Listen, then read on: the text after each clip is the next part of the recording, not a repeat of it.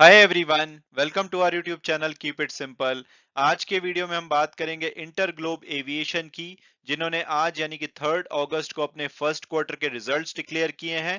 Company की जो quarterly income है वो हाईएस्ट एवर रही है। इनकी 13,018 करोड़ की इनकम रही फर्स्ट क्वार्टर में।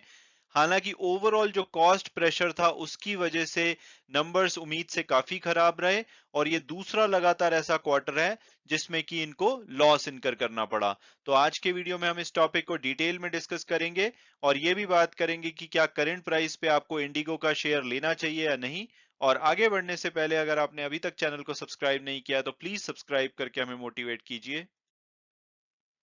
तो सबसे पहले अगर हम कंपनी ओवरव्यू की बात करें तो इंटर ग्लोब एविएशन लिमिटेड, जो कि अपना बिजनेस इंडिगो ब्रांड के नाम से करती है, ये भारत की एक लो कॉस्ट एयरलाइन है जिनका की हेडक्वार्टर हरियाणा के गुड़गांव शहर में है।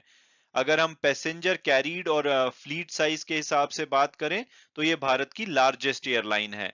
अगर हम फाइनेंशियल ईयर 2021 जो है वो अब नॉर्मल ईयर था, क्योंकि उसमें काफी ज्यादा एयर रेस्ट्रिक्शन लगी हुई थी, तो सिर्फ 6 करोड़ 20 लाख पैसेंजर्स थे जिन्होंने इस फाइनेंशियल ईयर में ट्रैवल किया था। लेकिन अगर हम प्री पेंडेमिक टाइम में जाएं, यानी कि फाइनेंशियल ईयर 2020 में, तो जो भारत में जो एयर ट्रैवलर्स थे वो लगभग 20 करोड़ के आसपास थे, जिसमें से कि 14 करोड़ डोमेस्टिक पैसेंजर होते हैं और 6 करोड़ के आसपास इंटरनेशनल पैसेंजर।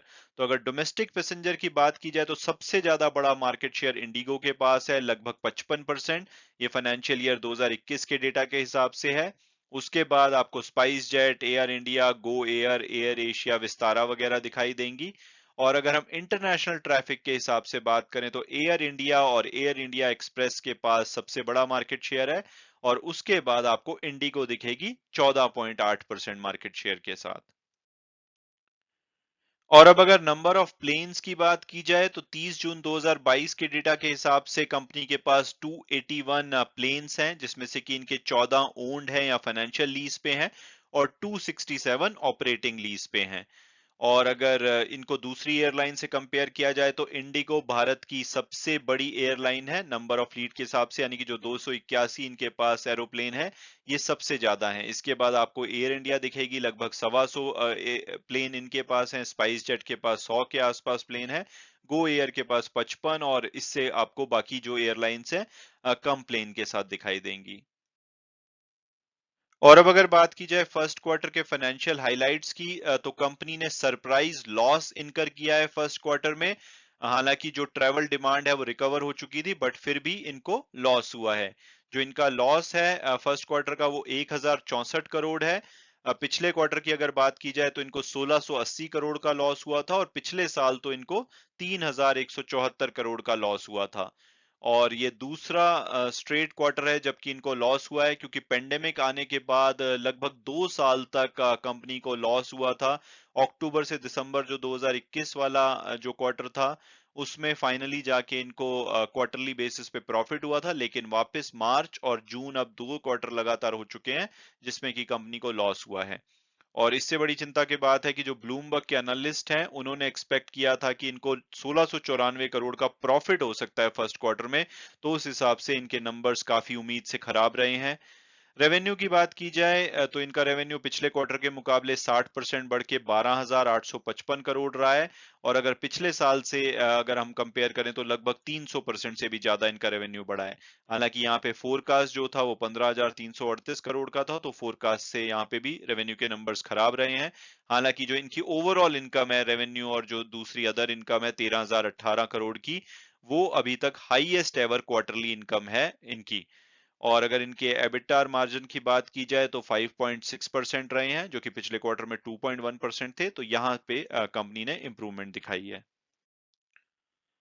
और अब अगर बात की जाए कि भाई कंपनी ने highest ever quarterly revenue generate किया है फिर भी इनको लॉस क्यों हुआ है, तो उसके पीछे की वजह है कॉस्ट। क्योंकि जो एविएशन टरबाइन फ्यूल है उसके प्राइसेस बढ़े हैं। इसके अलावा जो रुपी डेप्रिशिएट हुआ है उसकी वजह से इनकी प्रॉफिटेबिलिटी पे काफी ज्यादा इम्पैक्ट पड़ा है। क्योंकि इनके जितने भी प्लेन हैं वो उनकी जो मेंटेनेंस और रिपेयर होती है वो कंट्री से बाहर होती है, और उसकी जो पेमेंट है फॉरेन करेंसी में की जाती है, और रुपया आपने देखा कि एक बार के लिए 80 रुपए तक भी गिर चुका था। तो जिसकी वजह से इनका जो फॉरेन करेंसी का जो लॉस है वो फर्स्ट क्वार्टर में 1425 करोड़ रहा है, जबकि पिछले साल अगर हम फर्स्ट क्वार्टर से कंपेयर करेंगे तो वहां पे 367 करोड़ का लॉस था, जो कि 288% बढ़ा है ईयर ओवर ईयर बेसिस पे। तो अगर हम फॉरेन करेंसी के लॉस को एक्सक्लूड कर दें तो कंपनी को 360 करोड़ का नेट प्रॉफिट होता, लेकिन फॉरेन एक्सचेंज लॉस की वजह से ओवरऑल इनको लॉस हुआ है। इसके अलावा जो फ्यूल कॉस्ट है वो 86% पिछले क्वार्टर के मुकाबले बढ़ी है, और टोटल कॉस्ट भी पिछले क्वार्टर के मुकाबले 42.5% बढ़ी है, और पिछले साल के मुकाबले तो 122%।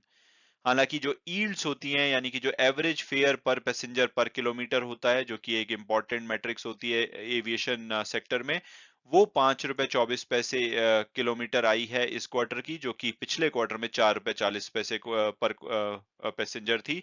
तो ओवरऑल वहां पे इंप्रूवमेंट देखी गई है।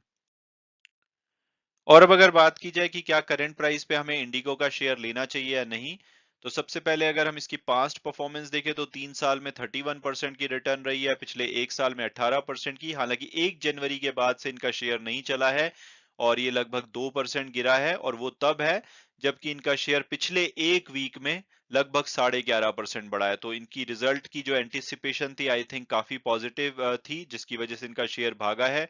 लेकिन रिजल्ट जैसे उम्मीद से खराब है तो कल इनका शेयर काफी ज्यादा गिर सकता है। और अगर हम टिकर टेप के प्रेडिक्टिव एनालिसिस के हिसाब से देखें तो इसका एवरेज जो टारगेट प्राइस है वो 2150 के आसपास आता है, हाईएस्ट हायर साइड पे 2560 बोल सकते हैं, और लोअर साइड पे 1500 रुपए के आसपास। तो जो आज की क्लोजिंग हुई है 1976 पे, उसके हिसाब से तो अपने ये जो मीडियम प्राइस है उससे नीचे पे अवेलेबल है, तो वैल्यूएशन अट्रैक्टिव है। लेकिन अगर फंडामेंटल और पीयर्स एनालिसिस को देखेंगे तो एविएशन सेक्टर में सबसे बड़ी कंपनी है, 76,000 करोड़ से ज्यादा का मार्केट कैपिटलाइजेशन है। हालांकि इनका वैल्यूएशन सेंस नहीं बनाता क्योंकि लॉस मेकिंग कंपनी है अभी, और पिछले एक साल में हालांकि इनका शेयर 18% चढ़ा है। लेकिन अगर आप इनके पीयर से कंपेयर करेंगे, एक तो वो बहुत छोटे हैं लेकिन सभी ऑलमोस्ट लॉस मेकिंग हैं।